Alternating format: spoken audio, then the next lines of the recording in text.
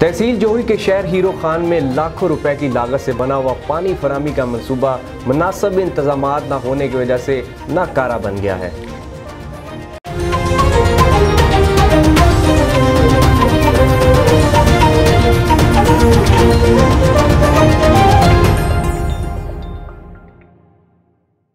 तहसील जोही के शहर हीरो खान में करोड़ों रुपए की लागत से बना हुआ कदीमी पानी फराहमी का मंसूबा पब्लिक हेल्थ की अदम तवज्जोही की वजह से नाकारा बन गया है, जिसके बायस शहर में पीने के साफ पानी की किल्लत हो गई है। शहर में रहने वाले मकीन पानी जैसी नेमत से महरूम होकर जिंदगी गुजारने पर मजबूर हैं। शहर हीरो खान है, बहुत कदीमी है, ना कोई तालीम का निज़ाम है, ना कोई पानी का निज़ाम है, ना कोई सफाई करने वाला है।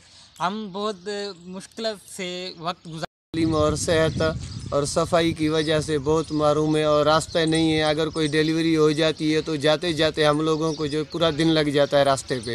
ये हीरो खान का वाटर सप्लाई जो 10 सालों से अभी तक बंद पड़ा है, जिसकी वजह से हम पानी की फराहमी के लिए दूर दराज से जाने को मजबूर हैं।